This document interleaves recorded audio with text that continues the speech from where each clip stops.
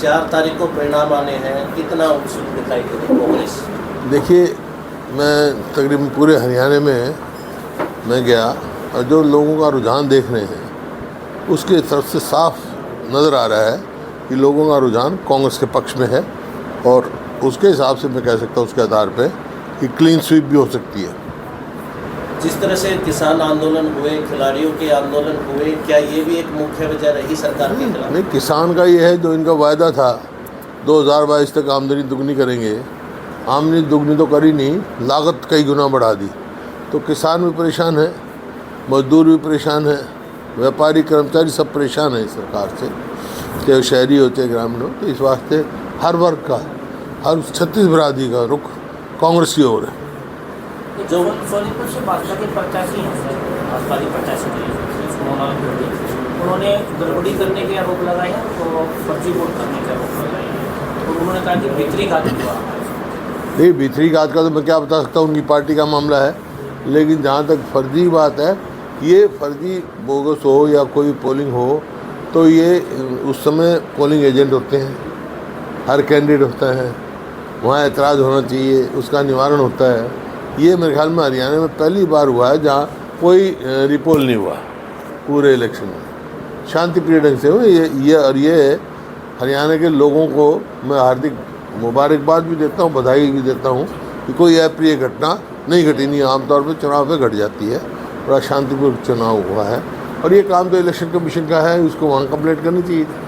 सत्ता पक्ष होते हुए उनकी सरकार प्रदेश में थी, उसके बावजूद सरकार के अलावा इलेक्शन कमीशन का कंट्रोल होता है, इलेक्शन एजेंट होते हैं, वो पोलिंग एजेंट होते हैं। उन्हें कितनों ने ऐतराज़ किया, क्या हुआ कि उसका निवारण इलेक्शन कमीशन करता है। इलेक्शन कमीशन को करना क्या है। ये भाषा जो है बौखलाई हुई भाषाएँ हैं। मतलब ये साफ कहता है कि वो अपनी हार स्वीकार कर चुके हैं, क्यों ये तो खुद स्वयं लड़ रहे हैं चुनाव। वहाँ कितने पोलिंग एजेंटों का एतराज़ किया उन्होंने, कहाँ किया, किसके यहाँ किया, इलेक्शन कमीशन ने क्या फैसला किया। रिटर्निंग अफसर हैं, उनके कानून है, कायदा है। पूर्व प्रधानमंत्री हैं मनमोहन सिंह, उन्होंने कहा कि प्रधानमंत्री की मर्यादित भाषा नहीं है, वो अपनी अलग भाषा। देखिए, कोई भी अगर उच्च पद पर बैठा हो तो मर्यादित भाषा तो होनी चाहिए। तो ये पूछ रहे थे कि सरकार किसकी बनी? नारा तो बहुत आसान है लगाना। यहाँ भी हरियाणा में तो 75 पार लगाया था नारा, क्या हुआ, आधी आई। कह चुका हूँ 400 पार नारा, वो तो सबका प्रेरोगेटिव है, अपनी अपनी पार्टी के उसकी वो है, कुछ भी लगा सकते हैं। लेकिन असलियत ये है कि साउथ में तो साफ है, नॉर्थ में बीजेपी हाफ है, बीजेपी का गिर गया ग्राफ है। सर, जिस तरह से सरकार अल्पमत में आ रही है और चुनाव के बाद में यदि कांग्रेस केंद्र में कांग्रेस आती है, तो क्या हरियाणा में भी जो जोड़ तोड़?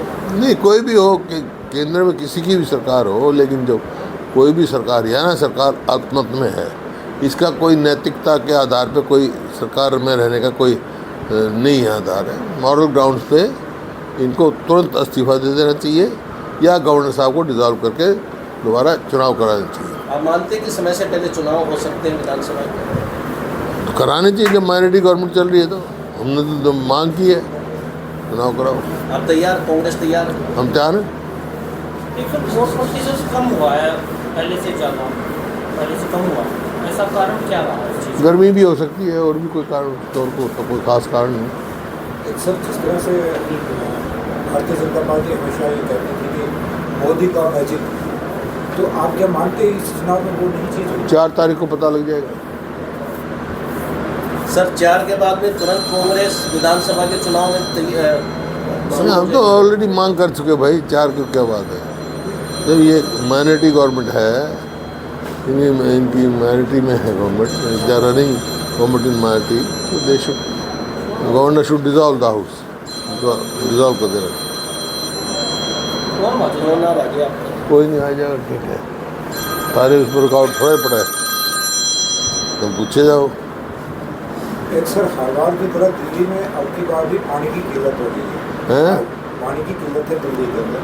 अरविंद केजरीवाल ने कहा है कि भारतीय जनता पार्टी की सरकार हरियाणा वाली दिल्ली को पानी नहीं दे रही, रोक रही है। दिल्ली में तो पानी की किल्लत है, रोहतक में हरियाणा में सारा पानी है, रोहतक में कोई किल्लत नहीं, हरियाणा में कोई किल्लत नहीं। पानी की किल्लत है क्योंकि ये सरकार ऐसी सरकार है अपने पानी का हिस्सा ही नहीं ले सकती। भाखड़ा मैनेजमेंट बोर्ड में सदैव जो इरिगेशन का मेंबर हरियाणा का होता था, चेयरमैन हिमाचल से बाहर का होता था, सब नॉर्म्स तोड़ दी। हमारे समय पूरा हिस्सा मिलता था, अब ये पूरा हिस्सा ही नहीं अपने टाइम वहाँ ला सकते। जब अरविंद केजरीवाल ऐसी बात कहते हैं तो लोग कहते हैं कि वो SYL की पैरवी क्यों नहीं करते हैं, SYL का पानी क्यों नहीं दिलवाते पंजाब से। नहीं, प्रधानमंत्री को दिलवाना चाहिए भाई। भारतीय जनता पार्टी की सरकार है केंद्र में और हरियाणा में भी, सुप्रीम कोर्ट फैसला दे चुका है, फिर ये भी नहीं इम्प्लीमेंट करा सके। सर, वोटिंग के बाद फिर से आपराधिक घटनाएं बढ़ गई हैं, हर हत्याएं हो रही हैं, चोरी लूट हो रही है वोटिंग के बाद 25 मई को। अराजकता फैली हुई है प्रदेश में, कानून नाम की चीज़ तो है नहीं, कानून व्यवस्था सब चरमरा गई है, अपराध बहुत बढ़ रहा है। ये तो मैं शुरू से कह रहा हूँ, जब तो इसको विफल सरकार का मैंने संज्ञान दिया है। ये विफल सरकार है, नॉन परफॉर्मिंग गवर्नमेंट है।